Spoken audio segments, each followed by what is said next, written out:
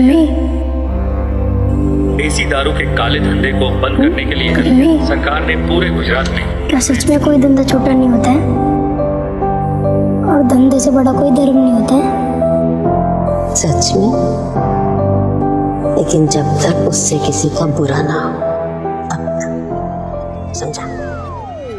ये इसने लूटा हमारा माल।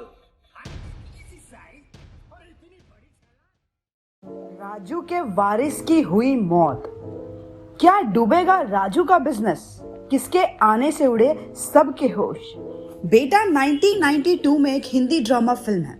फिल्म में हमें नजर आए थे अनिल कपूर, माधुरी दीक्षित और अरुणा ईरानी। ये एक फैमिली ड्रामा से भरपूर फिल्म थी। इस फिल्म को डायरेक्ट किया था इंद्र कुमार ने। वहीं जल्द ही हम फिल्म का सीक्वल देखेंगे जिसकी कहानी कुछ इस तरह हो सकती है।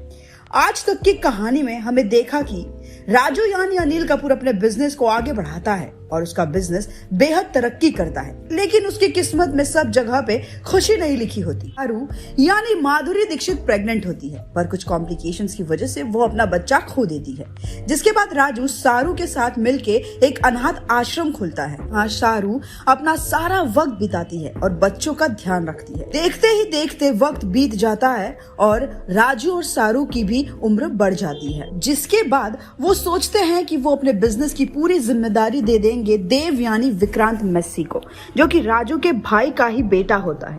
जहां वक्त बीत जाता है और फाइनली वो दिन आता है जब देव सीईओ बनने वाला होता है। सब देव का इंतजार कर रहे होते हैं, लेकिन देव नहीं आता, बल्कि थोड़ी देर बाद राजू को कॉल आता है कि देव जिस गाड़ी से आने वाला था उस गाड़ी का बहुत ही बुरी तरीके से एक्सीडेंट हो चुका है, जिसमें देव की जान चली जाती है। ये बात सुन के सभी लोग शॉक में आ जाते हैं और चारों तरफ खबर फैल जाती है। वहीं राजू की कंपनी के शेयर्स भी डूबने लगते हैं, क्योंकि इन्वेस्टर्स को लगता है कि अब कंपनी को कोई संभालने वाला नहीं है, जिसकी वजह से कंपनी पूरी लॉस में चली जाएगी। ये फैमिली लॉस बहुत ही बड़ा था राजू और सारू के लिए, क्योंकि देव को भले ही उन्होंने जन्म नहीं दिया हो, लेकिन बचपन से लेके आज तक उन्होंने ही उसे संभाला था। वहीं इसी बीच राजू का सबसे बड़ा कॉम्पिटिटर, जो बिजनेस में उसका राइवल है धनराज यानी मुकेश ऋषि, उसे इस बात का सबसे ज्यादा फायदा उठाता है और वो बिजनेस की दुनिया का राजा बन जाता है। राजू जो बिजनेस में पोजीशन होल्ड करता था, उस पोजीशन पे अब धनराज आ गया था।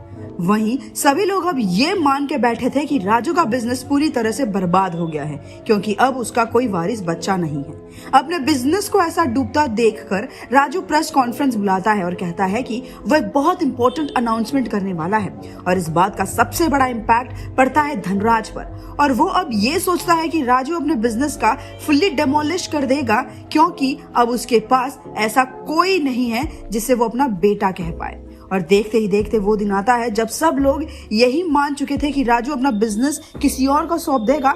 वहीं राजू आता है और सबसे कहता है, आप लोग तो सब जानते हो कि मैंने जिसे सीईओ बनाना चाहता था अब वो हमारे बीच नहीं रहा। इसमें से कई लोग सोच रहे होंगे कि मैं इस कंपनी को किसी और को हैंड ओवर कर दूंगा, पर सच कहूं तो ये कंपनी मेरे लिए मेरा सब कुछ है और इसे मैं ऐसे डूबता हुआ नहीं देख सकता। और इसलिए मैं इस बात की अनाउंसमेंट करता हूं कि इस कंपनी का नया सीईओ होगा दीपक यानी टाइगर श्रॉफ, जो इस कंपनी की पूरी जिम्मेदारी निभाएगा। तो आखिर कौन है ये दीपक? क्या दीपक के आने से बदल जाएगा कंपनी का हालत?